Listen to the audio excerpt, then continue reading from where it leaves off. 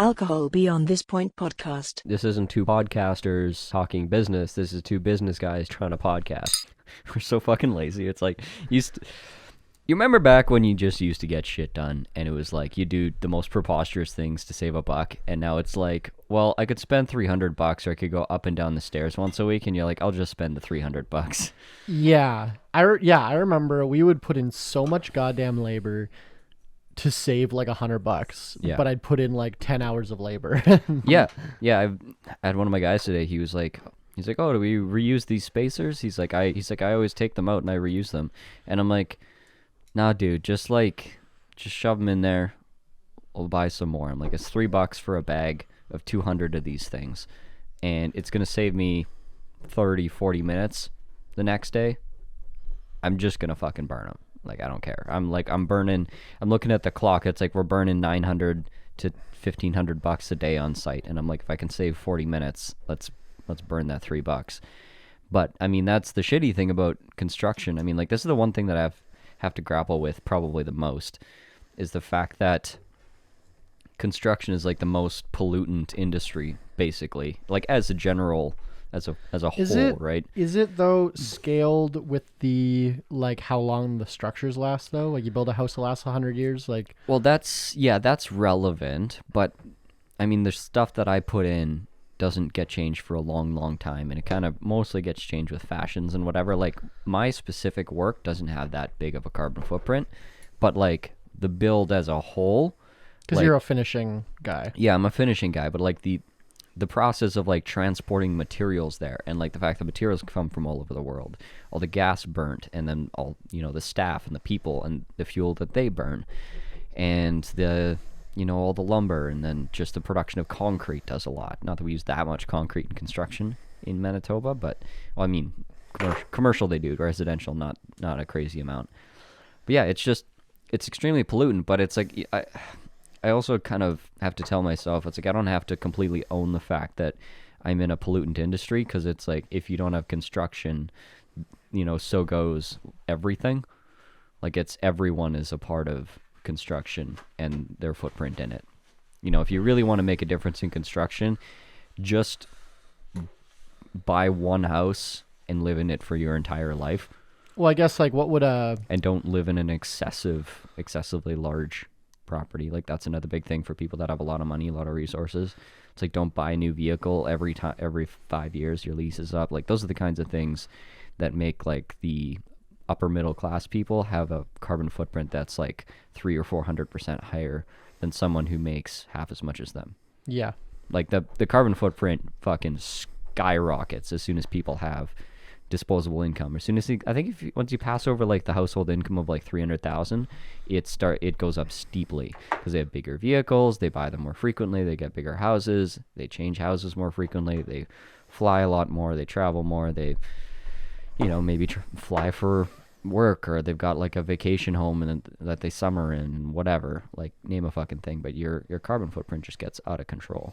But then I've also heard like a lot of like individual carbon footprints are just kind of like the 7 largest transport ships in the world pollute 11% of all the pollutants in the world. Like, yeah, but what's on those transport ships? I guess the stuff to come build your house. Exactly. If you're watching the video version of this podcast, I've mangled a lime. Yeah, no, it's been with the tiniest knife. I'm currently trying to cut a lime with a knife at the end of a corkscrew to cut. Cuts foil. So, 1 second. But yeah, like these fucking mic stands, all your computer equipment, these lights, this fucking table came from overseas. These mics came from overseas. Everything here came from, even this fucking beer you're drinking. I mean, that's actually was probably brewed in brewed in Montreal. Brewed in Montreal, but still had to get trucked here. Isn't that funny that it's Mexican beer, but it's like made in Montreal? I mean, why wouldn't you contract brew? Why would you manufacture in Mexico and then ship it up here? Like, it'd be hard to make profit that way. It's a lot of shipping. Glass is heavy and all that, Obviously, I do. So here's what I'm going to do. You ever seen where you turn it upside down and then it like puts the lime everywhere? Yeah.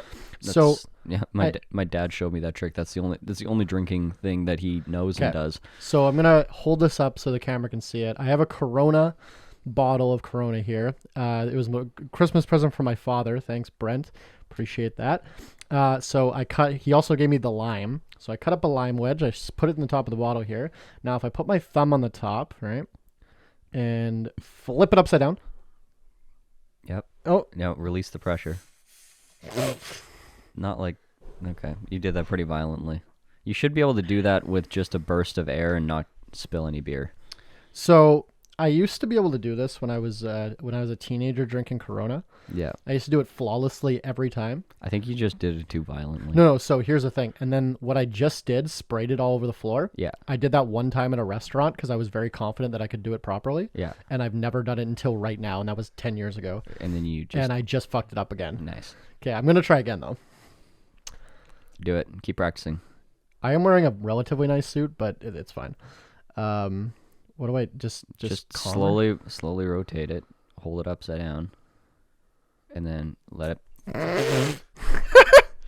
You let your thumb off before you flipped it back up. That would have worked that time, though. That didn't foam.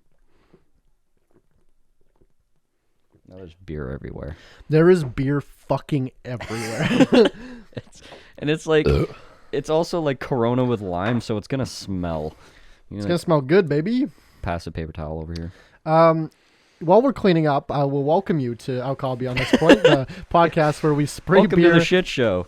Welcome to the shit show. This is episode 99. Holy. I keep wanting to do something special for 100, and Tyler keeps not wanting to do something special for 100. So Yeah, I hate special things. So we'll see. We'll see if there's anything special that's going to happen next episode, but probably not. I mean, maybe we'll do it for 1,000. But anyway, this is the podcast where we debate business topics, both sober and drunk, to see if we come to the same conclusion. As previously mentioned, you can watch the video version of this podcast on youtube.com/votewillows. That's where you can see there's literally mangled lime and spilt beer all over the table, floor, and our faces. My name is Willows, and this is Tyler. And thanks for listening, guys. I really appreciate it. We took a long time off there. Did we? Well, no, we didn't. We were actually recording pretty much every week, but I just had no time to edit them. And then I put out like 16 episodes in 6 weeks. Yeah. And we lost a lot of viewers by not posting regularly, which is how the cookie crumbles with fucking online content. But we've pretty much regained most of them now that we've in the last like 4 months. So great, back to zero. So back to zero. Yeah. Thanks for listening, all of you. I appreciate it. Yeah, so we're in a fun spot right now. We got all kinds of projects. I think we've talked about this before. Projects coming down the pike that we can't really... Pike or pipe? Yes. What did you say? Pike. I think it's pipe. I think both are fine. Coming down the pipeline? Sure. Right? Pike is also a thing that... What's a pike? You know, pikers? I do know pikers. I Yeah, know like, a couple of them. Like that, but not. Oh. Fucking Google it. I don't know. Yeah, no, we got shit. We got a lot of shit that's happening, and it's all that I've been spending my time on. It's all that I've been focusing my energy on, and we can't talk about any of it. So that's really depressing to me. But we'll share some. Project number one, the one that's more imminent. The contract has been sent and returned and revised 3 times now. My lawyer's almost done with it. Once it's signed and the deal can't fall apart anymore, then we can talk about it. So we're very close. Imminently, probably maybe within like 10 days, I'd say. Yeah. So it's good. Yeah. And I haven't been like this kind of amped up about something in a while. So apparently, it just has gotten my creative juices flowing again, which is great. Me too, but I have to pay for it all. Yeah, I'm just excited to spend your money. Yeah, so I'm not very as amped up about it, but once it's done, I'm sure I'll be amped up. But. Yeah, I'm like dipping into, I shouldn't say hobbies, but like skills that have kind of had dormant for a long time, and I think about it a lot. Where I'm like, I know I can do these things, but it's just, I'm so out of practice. Yeah. I'm losing quite a degree of confidence. So this year is going to be kind of tapping back into widening my skill base a lot more, and kind of like bridging back into a lot of things I used to be really into, and for that reason, I'm really excited. So it's like there's a sense of familiarity, but also a sense of doing something new. And yeah, I don't know. Just there's so much stuff happening this year. And for once, I was like, writing down my income goals and all, just kind of like putting stuff on paper, just the simple and basic things. And I'm looking at my goals and I'm like, you know what? I'm getting to the point of like, maturity too, where I'm writing down goals that I'm like fairly certain that I can achieve. Like they're a bit of a stretch or that's going to take a lot of work, but it's like, this is something that's almost a certainty that I can do if I put my mind to it. Right. There's no pipe dreams here. I'm not even being like super optimistic. These are pretty realistic.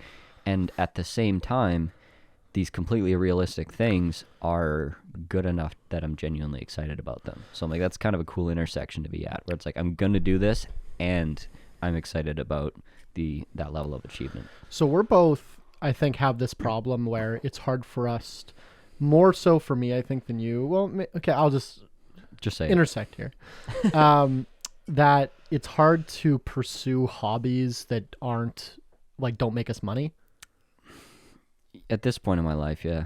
Yeah, that's always been really hard for me, where I get like a guilt. And I'm trying to like get over that, where I'm trying to like play more video games and watch more movies, because like that's stuff I used to like doing. Yeah. But then it was like I got in this mindset when I was like 18 that I'm like, I just need to work. And then, I got in the mindset younger than that. And then when I started my business at like 18, I'm like, oh, I actually am working 120 hours a week. I don't have time to do anything. Mm-hmm. And now that I have like more employees and I have more time to do stuff, I don't do it anymore because I almost feel guilty. I'm like, well, there's work to be done, which is true, but right, I'm trying to do like a mental life health balance kind of thing, right? But so something like this, where it's not really a hobby, but it isn't your job, like you're working on another project that's job adjacent using different skills, but it's still like, it's like a project rather than, you know what I mean? Well, for me, it's 100% building towards like my future goals in life, and it will benefit my future business career and financial well-being and all that. Which I guess we'll just stop talking about it now and talk about it when we can use details. Yeah, no, I just want to, it's relevant though, because we're kind of talking about,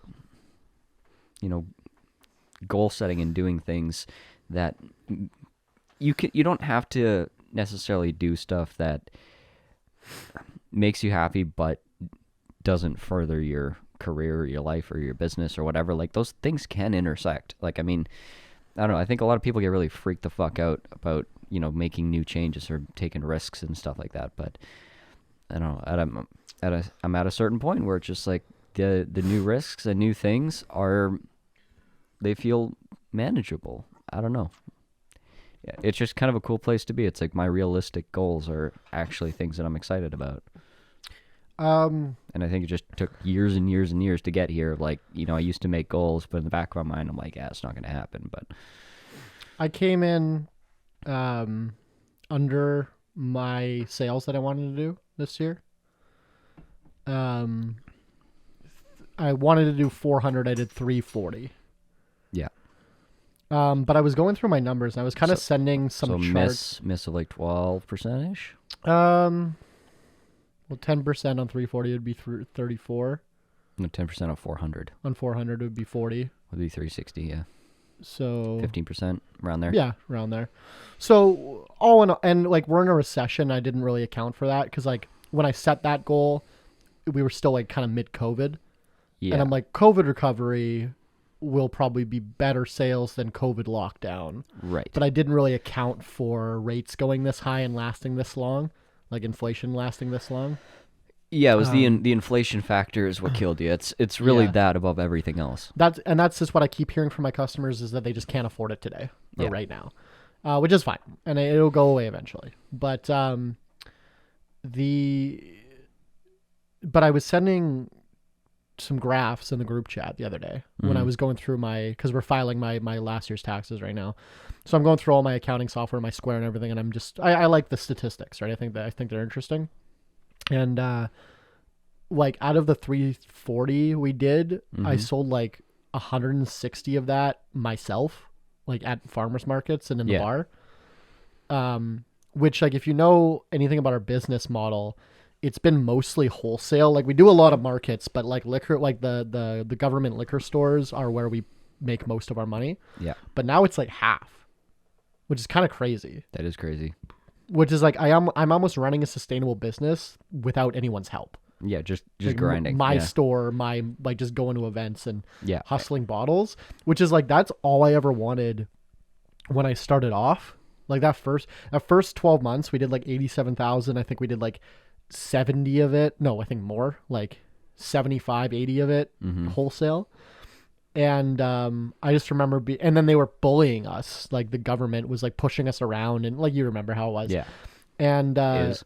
it is, but I can handle it. But my point being, and I just remember thinking, well, if I didn't need them, then it'd be a lot easier to navigate. Yeah. And now I'm like at a point where it's like, I'd probably go to business if I didn't have them. But I'm like, oh, I actually built a sustainable business by myself. Yeah, and also you're still relying on the single market.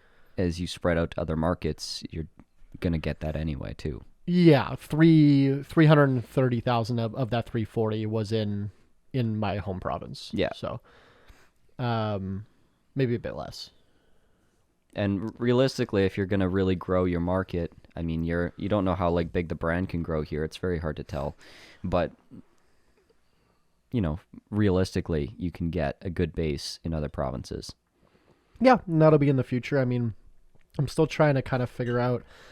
Man, it's so crazy to think that my business has now existed longer with COVID than without COVID. Yeah, that's a mind fuck. That is a mind fuck. I don't like, the biggest mind fuck to me is that I only had 2 full summer seasons, basically 1 full summer season pre-COVID with my business. Because we opened January 2017, but it was illegal for us to go to markets. Yeah. We were only able to go to markets July of 2018 was when we started. So that wasn't a full year. It was summer 2019 was the only full summer we ever had. And then March 2019, everything shut down. Yeah. Crazy. Because I feel like in my mind, it's like I've been doing this fucking forever. Yeah. But then it's like, Yeah. it was only like 2 years before COVID that I did my business. Which is fucking insane when I think about like just on a scale, right? Like just like a timeline scale. It's like, Jesus Christ. It's like, an eternity in life, yeah. It's weird that I feel both ways about it. I both feel that I'm like, wow, that was like no time at all. And then I also feel like, man, that was fucking forever. Like, Yeah, and both those things can be true. It's weird. It's weird. Yeah, being in your mid to late 20s is a funky place to be. And 5 years is still kind of a long time. Yeah, coming up on 6 years in the business, in 10 days. Mm-hmm. Pretty wild. That's like your adult life. Yeah. Well, yeah, I'm 26, right? So yeah, we opened when I was 20. I wrote the business plan when I was 18. I've been working on this my entire adult life, but 6 years statistically, businesses don't really go under after 6 years. I mean, I'll fucking knock on wood on that one, but Yeah. like statistically, you go to business in the first 3 or the first 5. Yeah. Like we're kind of getting over the hump there, Yeah, right? definitely. So I feel good about that, but it's also still scary. Yeah. But it's scary in different ways. It's scary in like growing and scaling and whatever. You're not thinking about like rent money in the same way that you used to. Is like that's the biggest problem. Yes and no. Yeah, I mean, it's not saying it's not a problem. But it's not your biggest concern anymore. Like you've gotten so much bigger than that. It's like your burn every month is just what 3, 4, 5 times higher since your first and second Yeah, year. just my burn, if you don't count making inventory, is like $8,000. 80, no, more than that. 80.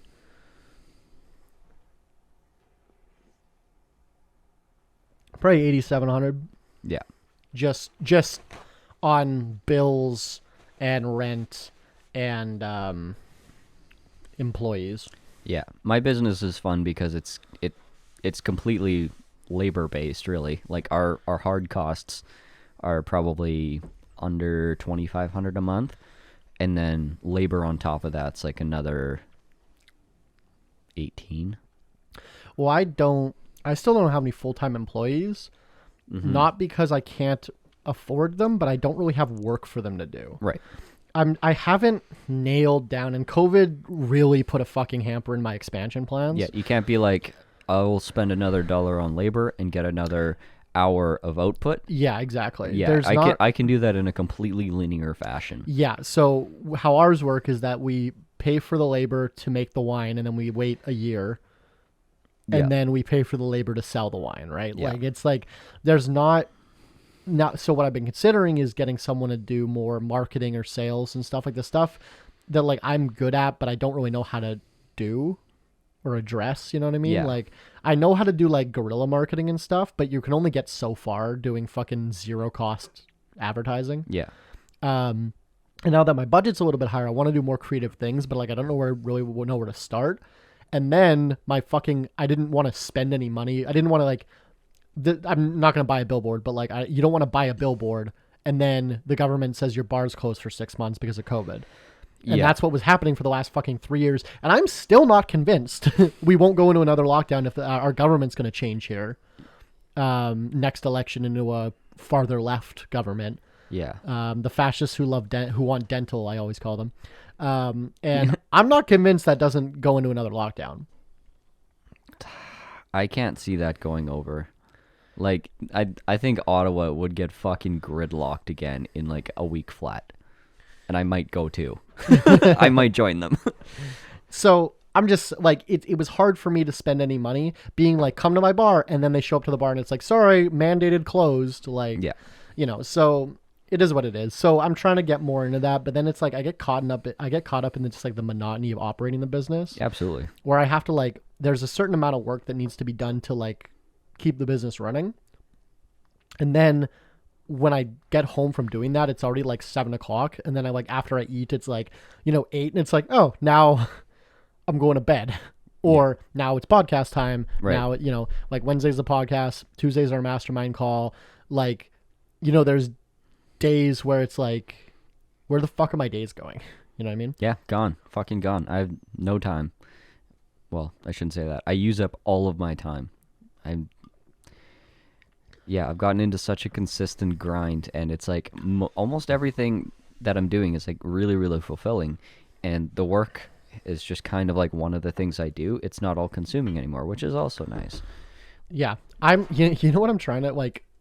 I think we kind of talked about it when we were drunk doing on New Year's, but I'm like, I almost want to have a shittier work-life balance. Like, Meaning? My life, my depression has been coming back based on the fact that I don't feel as productive as I used to feel.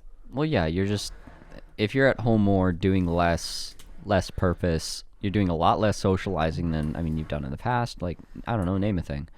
Yeah, I want to like work more.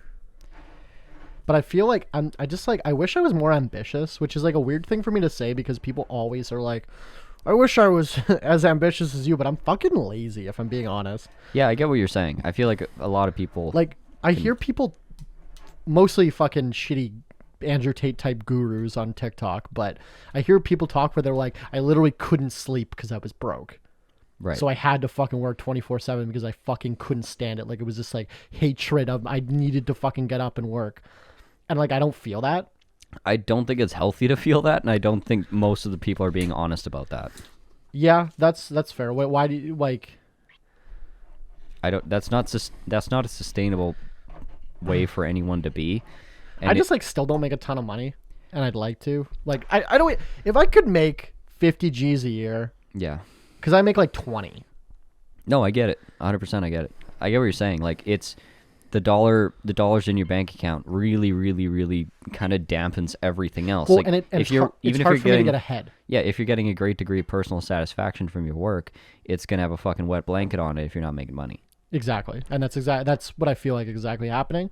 And I know it's because, like, before you fucking say it in the comments, because I've had people say this to me before, they're like, well, if you think about it, I think you've said this to me before. It's like, well, if you think about it, you're only getting paid $20K a year in cash, but every cent that you're reinvesting in the business, paying off business debt, buying business assets, that's building assets that you have. Yeah. Thus, technically, you're getting paid that money. Yeah, you're earning a lot more than that, but it's just not, you don't have free cash flow. Yeah, because if the business is worth, like, my business got evaluated over $1 million last time I did my life insurance policies. We had to get the adjudicated or whatever. Yeah. So it's worth $1 million. So say I sell it for $1 million, and Zach and I each get 500,000. Let's just say for math, right? So now I've made, and I understand how taxes work, but people say their fucking pre-tax salary. They don't say their post-tax salary, right? Yeah. So I pocket 500 G's, and my business is 6 years old.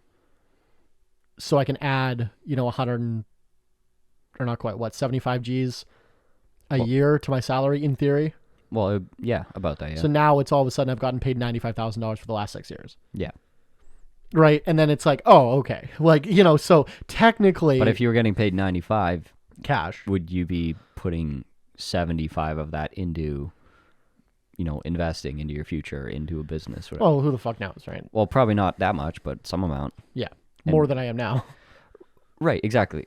Well, you wouldn't be putting in as much into the business as you are now, which, I mean, just goes to show that you're on like the most, you're like on the strictest savings and investment plan you could get, where it's like, okay, so you're going, it's forcing me to put in equity in the business. Yeah, you're going to save and invest 75% of your income for the foreseeable future and live like shit and be sad about it.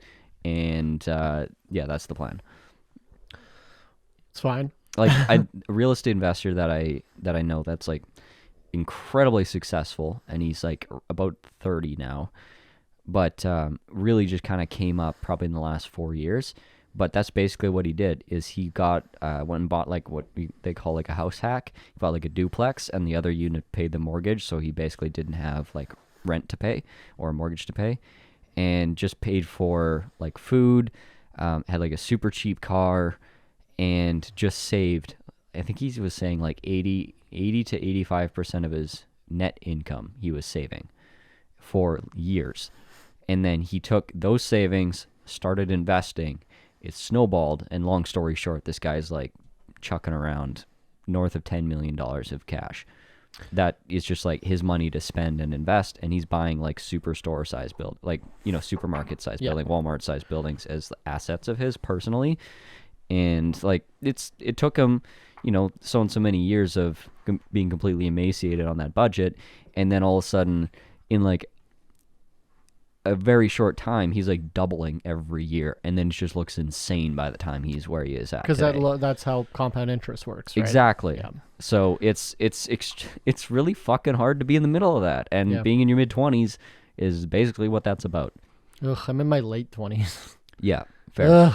But I mean, I guess my advice to you and to people that do that is like, yeah, sure, but just embrace the suck. Yeah, trust the process. Trust the process, embrace the suck, be like, you know what? It just, being in your 20s, this is just what it is. And it's like, and just realize that you're doing everything. If you had to do it all over again, you'd probably do it the same way. Yeah, I guess like most of the people, like the older business people that I talk to, like, oh, I started it when I was 32 with... Yeah, they're most of them, when I tell them this story, are like, yeah, you're that's what I would do. Yeah. You're on the right track. Like, just keep doing that. Like, right. So, yeah, I don't know. Global pandemic, I don't think anyone fucking expected that to come in. That really fucking threw a wrench in my business. That threw a wrench in everybody's business, man. Like, what was the small business closure rate in, like, the state of New York? It's high. I think it was, like, over 30%. Yeah. Like, 30% of total businesses were going under. And they're still going under now. Not the bodegas. Oh, no, not the bodegas. Where the cats live. I have a question that I'll propose, but we're going to do this segment first. It's called Shot Collar, the part of the show where you, the audience, can pick the shot that we take. This shot is sponsored by Rehab Kings. If you want to invest in real estate without making it too difficult for yourself, look us up, Rehab Kings. That's RehabKings or rehabkings.com. Once again, this segment is sponsored by Rehab Kings. If you want to invest in real estate, but you just don't have $1 billion, but maybe you have $1 million, or maybe even less, you can invest in Rehab Kings. Thanks, Rehab Kings, for sponsoring this episode. Today we're shooting the best.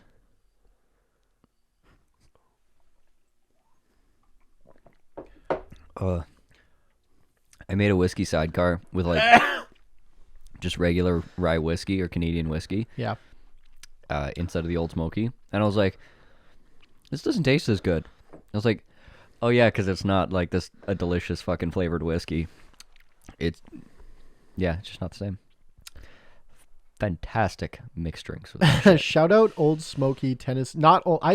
Most of Old Smoky's Tennessee whiskey sucks, but they have this mango habanero whiskey, which we just took a shot of, which if you look in the background of the video version, you'll see a bunch of empty bottles of it.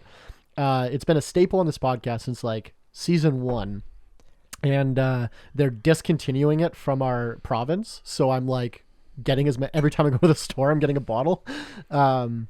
And we just keep drinking them that quickly. And we're just drinking. Yeah, it's... Well, they make moonshine-based products. No, that's just a marketing thing. Well, most of their products have moonshine on the label. Tell me what moonshine is, Tyler. It's just a grain spirit. It's just an illegal grain spirit, basically. Yeah, moonshine, like, the closest thing I would call moonshine is, like, Everclear. Yeah. Which is like you can get in some places 95% alcohol, because anything over 95.5% can't exist. I always say this is one of my favorite facts. Yeah. It can't exist in this realm of existence. You can only have 100% alcohol in a vacuum. Yeah. Anything over 95.5% will start sucking water out of the atmosphere to solidify itself. So you can never have more than 95% alcohol. So there is this brand called Everclear that you can buy that's 95% alcohol. That's literally just because if you didn't know, when you distill anything, when you distill grain to make a vodka or a whiskey or whatever, when it comes off the still, it's usually around 70 to 90%. Yeah. And then you keep distilling it until it's at 40. Or Right. I think you distill it down to like 55 and then you water it down to 40. Yeah. But it comes off like right when you do it 90. So I don't know how they do it. I think you'd have to distill it more than once because it tastes like shit. Maybe it does just taste like shit and they don't give a fuck. But it's well, like the continuous distillation, like those towers. Yeah.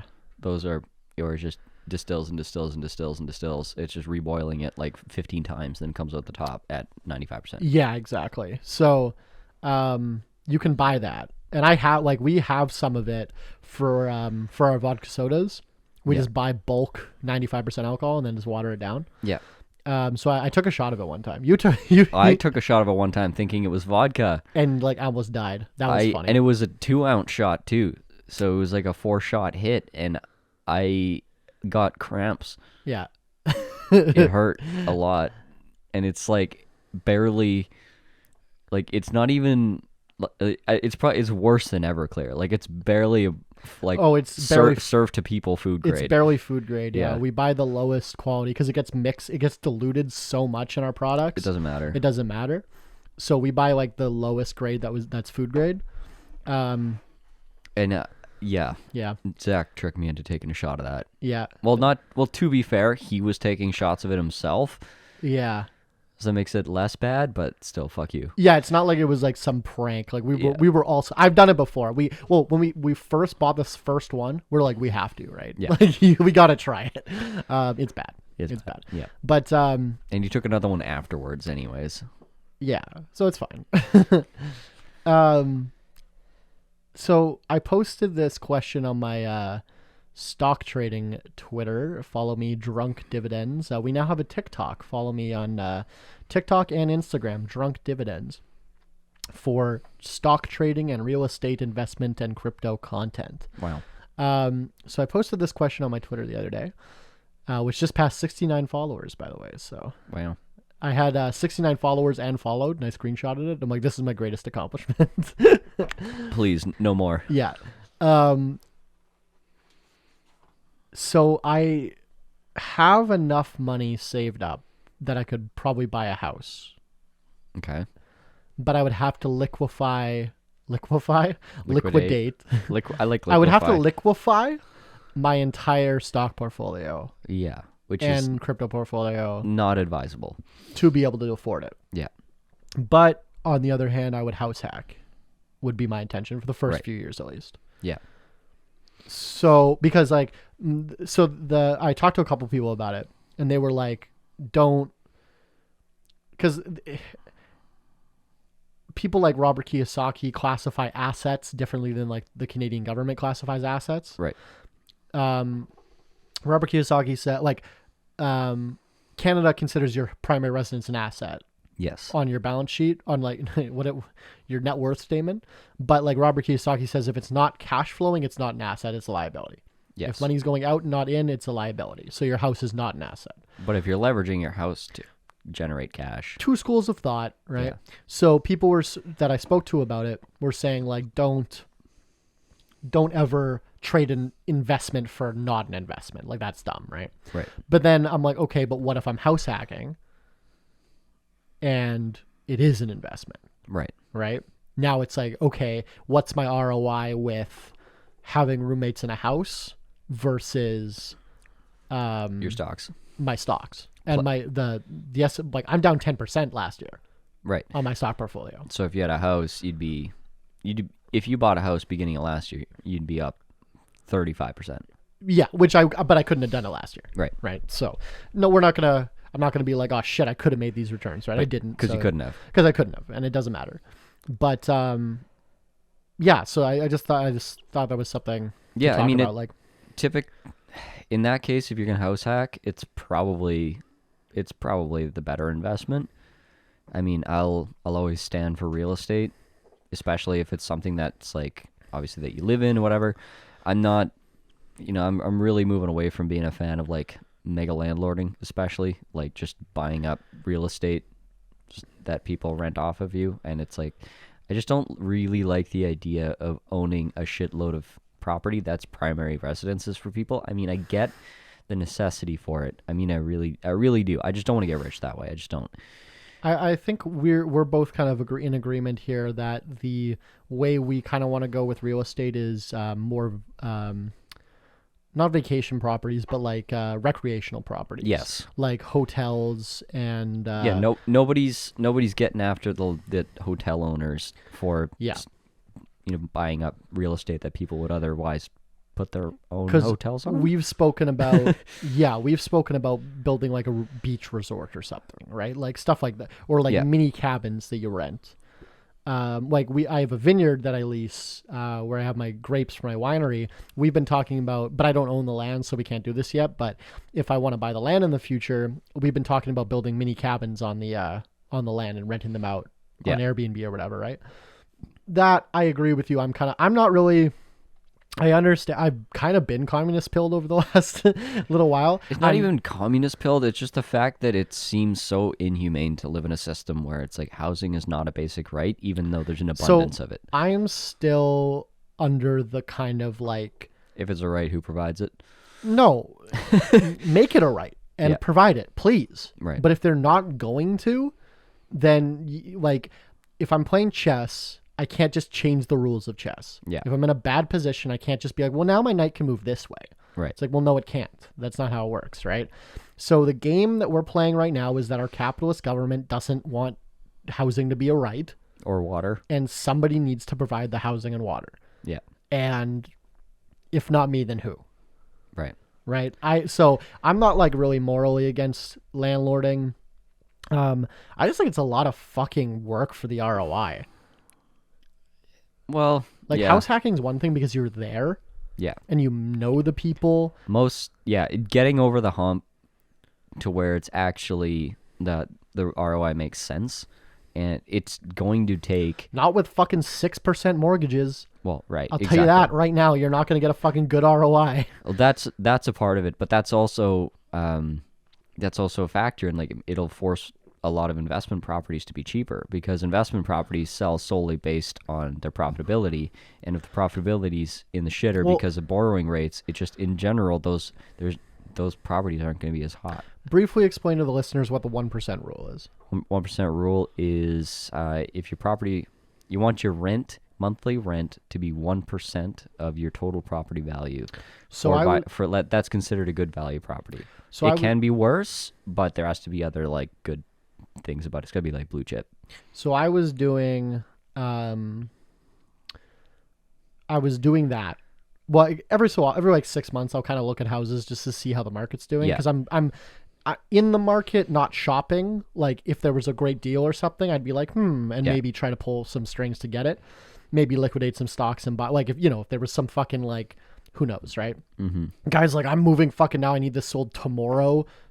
You want to fucking buy it for 50% market, like shit like that happens. Yeah, I was gonna say, but it happens. Good luck. There's another 150 people in the city that are getting that same deal. I know, but my point is, I just kind of keep my eyes open and know, because to be able to recognize opportunity, you have to understand the market, and you have to be paying attention in the first place. Exactly. So I kind of pay attention, and every house I look at, we're not even close to 1%.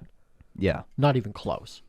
Like you're buying these like houses on my street here, selling for 500,000, or renting for like I'm paying 1,800 for this one. Yeah, like not even close. Yes, in Winnipeg it's pretty hard. Well, what's 1% of 500,000? $5,000. $5,000 a month. Yeah. No fucking way. No, you're not going to be able to buy a house in this area, but you can. I just saw a deal today. It was an 8-plex. That's why most real estate investors say don't go single family home. Sorry, no, not 8-plex. 4. Was it a house or an apartment? It was a small apartment. I'm trying to visualize how big it was. It was between like 4 and 6 units. I think it was on the smaller side. Are you the dickhead that he just closed his eyes and pictured a 3D model in his mind? No, I'm not. Look at this motherfucker that can put a 3D model in his mind. I'm not 3D modeling. I'm just pulling up the image. I can't do it. Anyways, I can only do sounds. This property's for sale for $315,000. Okay, 4 units. Yeah. Where? It's older unit. I think he's in Alberta or Saskatchewan. Oh, okay. I was gonna say what neighborhood here? Like that's not even North End. You can't even do that. Alberta or Saskatchewan. Okay. Rural? Small town. Okay. Yeah. Okay. Yeah. 315,000 brings in 350,000 a year. Wow. That's insane. Yeah. That was wow. I saw that for sale today. Dude, we should buy it. It's from a realtor. Let's go fucking buy it. Well, he's a realtor and investor. He does both. Let's buy it and live there. Or I think he's wholesaling it. Why is he selling it? He's a wholesaler. Yeah, okay. He probably doesn't want another building, whatever. Like he's like I can just flip this around and make 20 grand in a day, or I can hold on to it and have another thing in my portfolio. But I believe it needs a bunch of work and like whatever. There's strings attached, obviously, but like there's fucking deals always. You just have to keep your eyes open. You just have to look for the right shit. Yeah.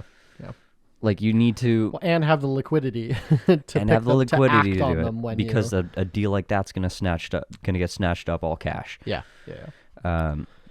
Or something like you need liquidity. You need to have like your purchasing system needs to be a well-oiled machine. Like you got to be able to make one fucking phone call and have papers on a desk in an hour. Like that stuff goes fast, but. Like there's endless opportunities like that if you're just looking in the right places.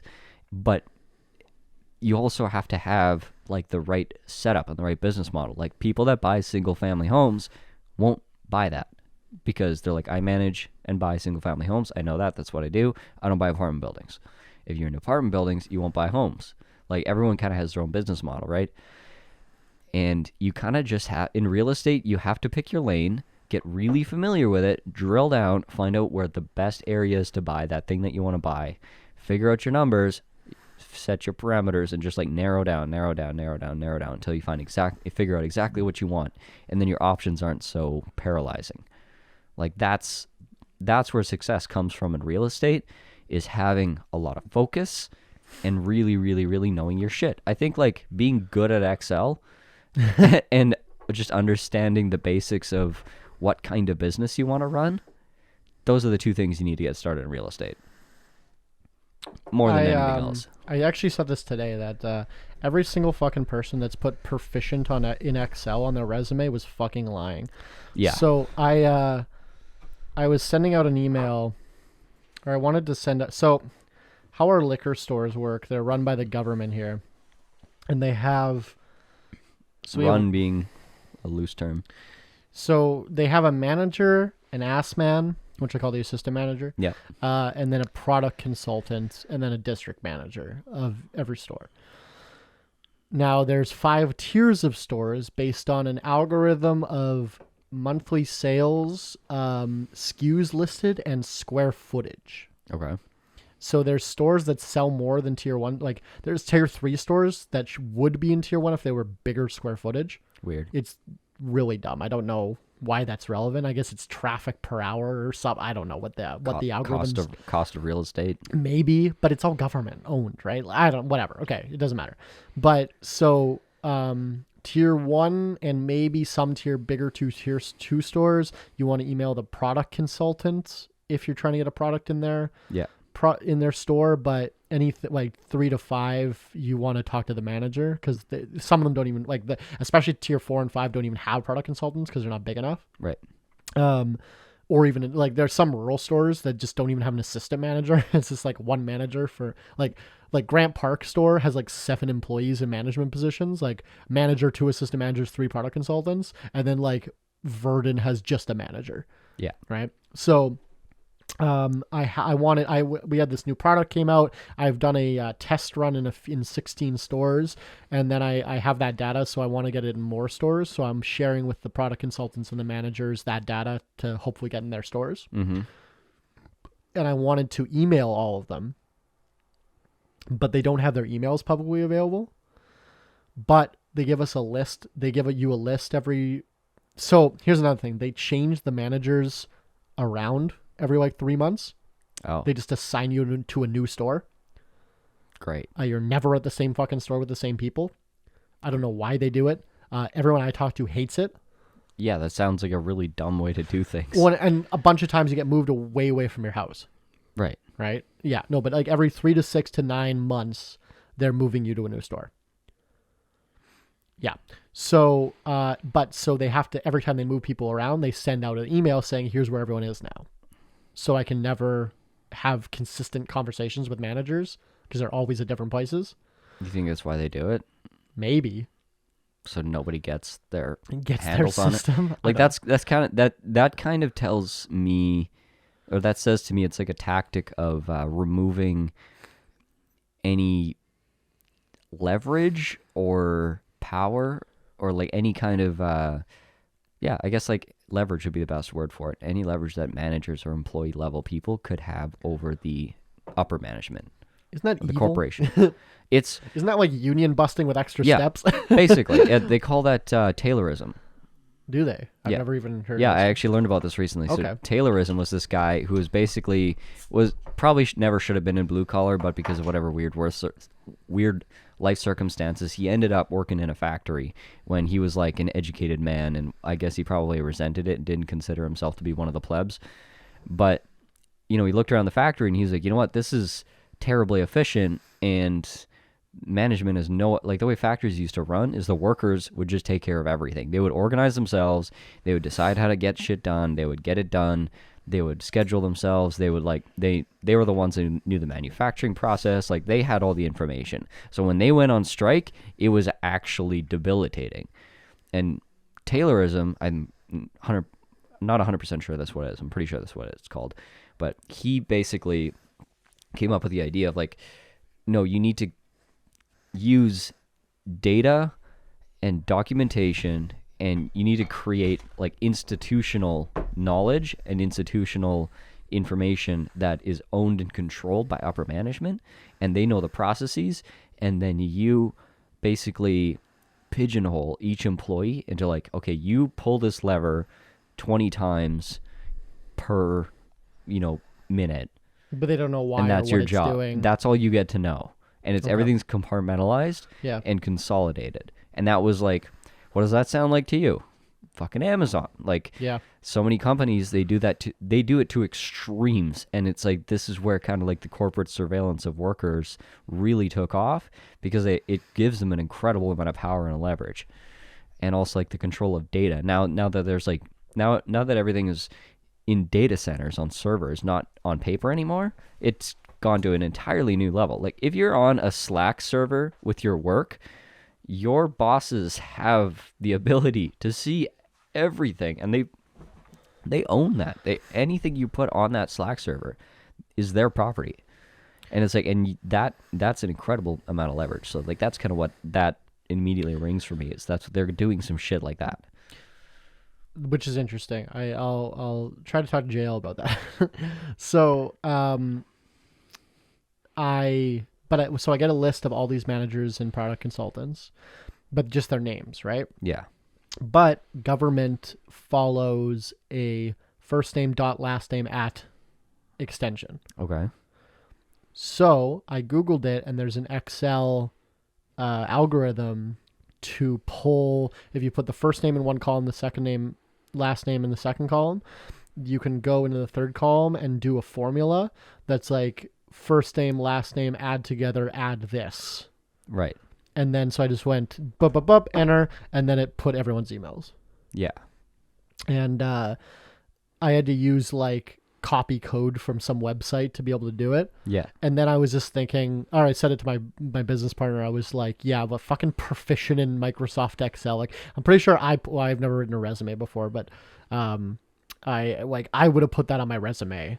Yeah. Because I could open Excel and type stuff into columns, but it's like, how the fuck, like, it's like, Yeah. no one knows how to do shit like this. Although I gotta say, like, your fucking roommate JL here, that guy's Excel skills are on another planet. That guy's actually It's proficient. actually pretty good as well. Yeah. And I remember, like, when I worked for Arneo, that guy could fuck up a Excel sheet. He could build anything. I saw him build he graphic designed a mind map in Excel. Oh yeah, no, you can do fucked things. You can literally do whatever you can. It's all math, right? Whatever you can do, fucking coding, basically. He was incredibly fast at it. Like, he Yep. could build shit as fast as I could describe something. He could build it. And So yeah, it was super cool to watch. And I'm like, that is a godlike skill. It's Or- almost a coding, basically. we're gonna take a second shot here, because if we take a shot on the shot collar that's less than 40%, then we take a second one. That's the rule. Cheers. Thank you, Rehab Kings, for sponsoring this episode. That's also why Old Smoky's our favorite, because it's less than 40%. We gotta take 2 shots. Allegedly. Ooh, spicy. So speaking of resumes, Uh-huh. I've only written a resume a couple times. You know what's funny is I've written other people's resumes for them a bunch Yeah. because they suck, Yeah. and I know what I'm looking for when I read resumes. Just quick off the top of my head, this is not what I'm going to say, but just quick off the top of my head, 1 page. Don't write down your references. Don't put your fucking home address and shit. Like, that doesn't need to be at the top. That can just name and city and Yeah. phone number to contact you at. Email, probably. Make it 1 page. If it's longer than 2 pages, I'm not scrolling. Save it as a PDF. Don't fucking save it as a docx. Big mistake. Yeah. Doesn't need all the fucking schools you've ever gone to. Just most recent job. Or caveat to that is if there's a job in the past your most recent that's relevant to the skills that you're trying to take. Yeah. And then just like a 3 bullet points of the best skills that you would have that meet with the job. And then to me, your interview is 99% of getting hired. The resume means nothing, but the resume, if it is easier to read and it'll get you in the door to get the interview. If I get 50 resumes, I'm interviewing 10 people. Yeah. So I've never written a resume for myself. But I had to in school. In grade 12, we had I guess it was part of our English class, but we had to write a resume. Yeah. Because I guess we had a unit on go get a job, you fucking drones. Yeah. Basically. So we had to write a realistic resume to a job that we were qualified for out of college, and then a unrealistic resume of our dream job, right? Don't tell me you were going to be president of the world. No, it was way bigger than that. So most people dream The Führer of the Fourth Reich. most people were doing dream job, fashion design, stuff like that, like CEO, whatever. So I did realistic job. Also, do you think CEOs write fucking resumes? I think Zero chance. I think the realistic job was like head of the UN's economic like business like economic development committee or something like that was like Yeah. my realistic one. And then my unrealistic one was God Supreme of like the universe of the Milky Way galaxy or something. Yeah, supreme leader. And they're like, I don't think you understood the assignment. I'm like, I don't think you understood the assignment. Like, and then they just let me. There was a lot of things that I did like any of the, like people always shit on school for not teaching you like real world things. You know what I mean? Yeah. But number one, I don't want the government teaching my kids real world thing. Like, I don't want the government. People are always like, why don't they teach taxes and business and money? Because It's they like, don't want you to be good at that. well, irrelevant whether they want it or not. The government's $4 trillion in debt. You think I want them teaching my kid about money management? Fair. No, thank you. No, because what they're going to teach your kid is what's best for the tax base. Well, I know what they're, but like maybe we can get a not a student, but like a parent association that's what do you call those things? PTA. Yeah. That is strong enough that we could like change the curriculum in a school. Well, that's a big thing in the States right now. They're trying to get the right as individual schools to allow the parents to basically change Just the homeschool. curriculum. Just homeschool, right? At that point, Most people can't. I don't give a fuck. It's the resources it takes to homeschool a kid. Like it takes Then let 'em a go to lot of money. Then how many resources are you spending going to these fucking PTA meetings? Well, what does it cost to go and Dude, people are yell at fucking some people? people are missing the goddamn plot. Yeah, Like, absolutely. oh man. No, what I don't get is like I can understand people being upset about their kids being taught shit, but then they're like, yeah, you can have uncensored access to the internet. Like, Do you think? I want this book removed from school, or I will burn this school down and you in it, and also kill myself. But they'll buy if their this kid book a- is in the library that my kid will never take out because he's not interested in it because he's homophobic because that's how I taught him to be. Did you take books out from the library ever Oh fuck yeah, when you were a kid? dude! I took Okay, out yeah. a fourth of the library. Okay, word. Yeah, I never. I literally read a quarter of the school's library. Okay, I never read. I never read. Did you have unfeathered access to the internet when you were a kid? Probably. Well, as soon as I got a phone, so when I was like 13, 12. Okay, me too. My parents weren't smart enough to censor my internet. Yeah, neither were mine. Do you think that the average parent understands, like, really grasps the depth of what's on the internet? Absolutely not. Because my parents were worried about pornography. Right. They were worried about. I mean, fair. Is it? Well, I mean, if you're concerned about pornography in the internet, it's valid. It's a fucking valid concern. Maybe the validness that the pornography exists on the internet And of easy to course. find and access. And of course, that's true. But like, I can pirate the book. Yeah.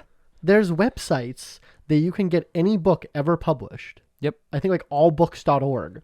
Yep. Is like technically illegal. I'll say that. Don't do anything illegal.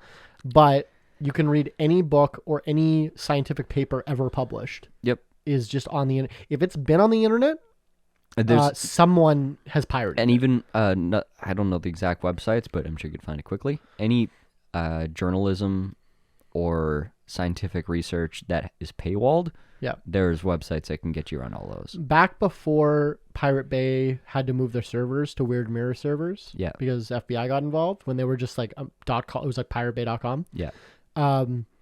You could sort by most popular downloads, and that's how I'd find the best porn. Right. Just kidding. But so if you did that in September, it was all textbooks. Yeah.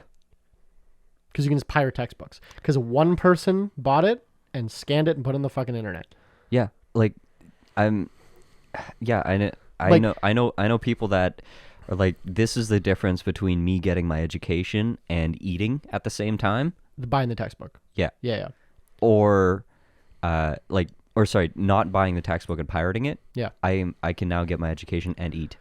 But think about Instead of I can get my education and buy textbooks. But think about, I don't care about, like, disregard the gay porn for a second, right? Why would you?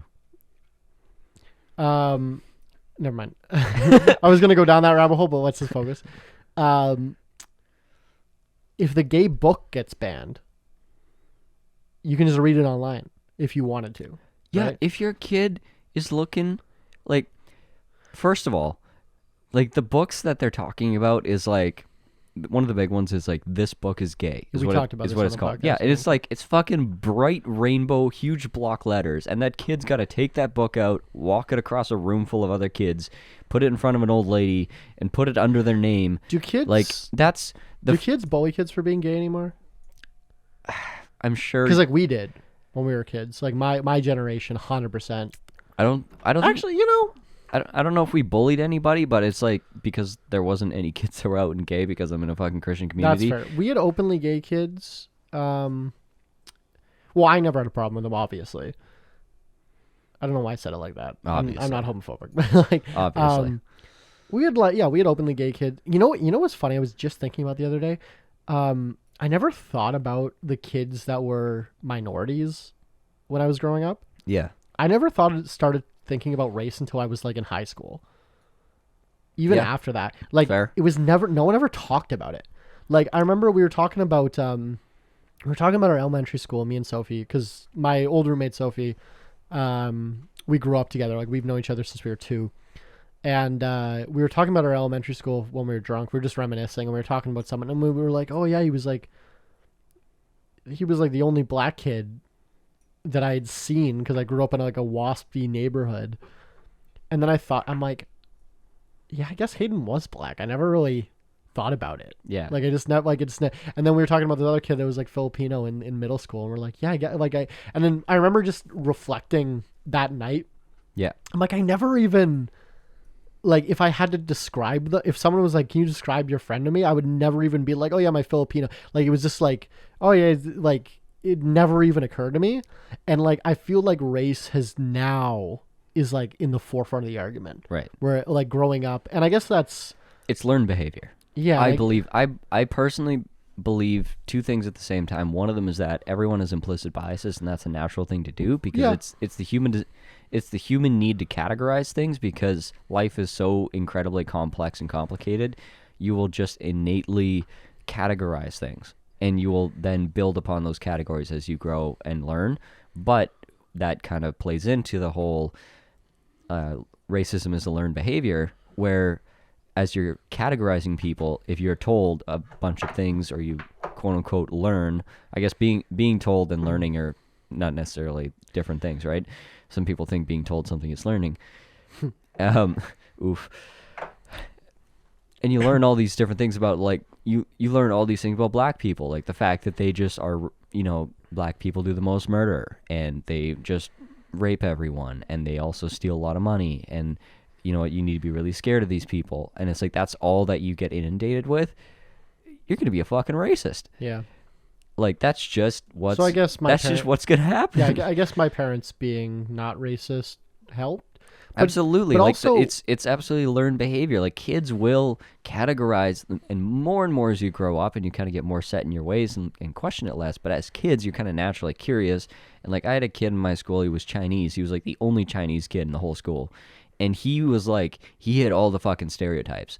The guy was like, in all the best ways. The guy was fluent in 5 languages. He was he was like athletic, agile. He was like a gymnast. Fucking Mao, what's his name? The basketball guy? Yao Ming. Yao Ming. No, I'm thinking like Jackie Chan. This guy was like Okay, fucking all right, crazy. all right. This guy was crazy. Okay. Like, he was super, super athletic. Was really good at drawing. I'm pretty sure he's an animator for Disney now. Cool. He could draw sick anime. Well, I mean, probably he's getting paid $13 an hour and getting worked over. Yeah. Thanks, Disney. But yeah, he Actually, Bob Iger, shout out Bob Iger, buy some Disney stock. He might be bringing the dividend back. he got a comic book. Follow me, drug dividends. He got a comic book published when he was 14. Wow, really? From here? From Yeah. Winkler? Yeah. Wow, cool. He was a writer because he wrote the comic books. Is he and depressed? No, he's How is he fucking not smart. depressed, but he's a published comic book artist? That doesn't add up. Yeah, he was incredibly good at math, like one of the best math Typical. in the school. Just got straight A's across the board. like ate his fucking lunch with chopsticks.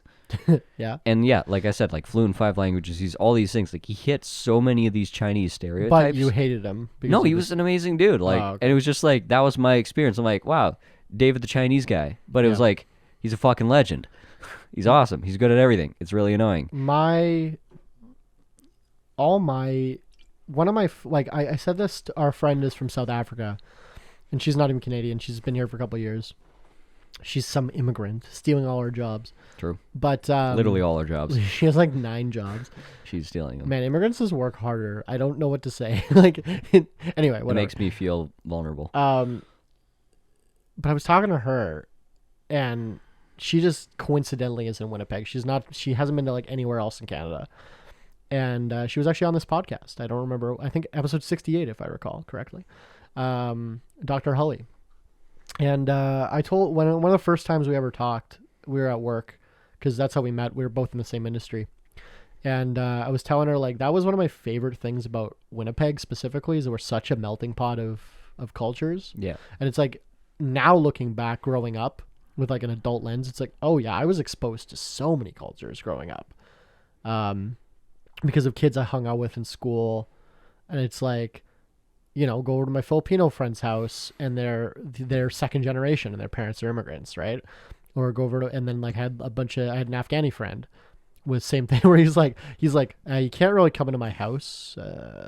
It's like, he was basically like, whites, we don't really, my parents don't really like white people in the house. Like, I'm like, yeah. Fair. Fair bet. You're from Afghanistan, you don't like white people? Yeah. That's fucking valid. And I thought that was interesting. Yeah. Like, and so I remember growing up with these people when I'm like 10 and just experiencing their different cultures.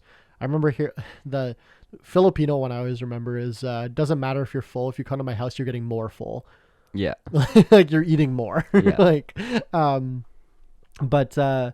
yeah, I just never even occurred to me to be racist. And then I got jumped by a black man. It was the best night of my life. It was the best night of my life. That's how I fell in love with my first boyfriend. Was I don't have any money, and then he started crying. He was like, "Me neither." Anyway, we should probably. And then you went and jumped the next guy. Yeah, Together. we teamed up and jumped a Chinese man together. Because obviously he had money. Oh no. Thanks for listening to the podcast. We kind of went on a racist rabbit hole down the end there, but maybe I'll cut that out. Maybe I won't. If you're just tuning in now, because I just cut out 6 minutes of talking because we were being racist. Hey, I think you should just soundbite that. Hey, and thanks for listening to the podcast. This is episode 99. Like I said, I want to do something special for 100, but Tyler does not, so we will see. And maybe next episode is just 101. And we'll do 100 at some point. It never exists. No, We'll save it for next time. Episode 100 is when we finally do the MLM episode. Next episode? Well, whenever we do 100. Well, we're doing it next episode. I'm not doing it out of order. That's weird. Okay. Okay, he's like put the mic away from his face. He's Bye. done. Thanks for listening. I'll be on this point or whatever. When I was a young boy, my father took me into the city to see a marching band. He said, "Son, when you grow up." Alcohol Beyond This Point podcast. This isn't two podcasters talking business. This is two business guys trying to podcast.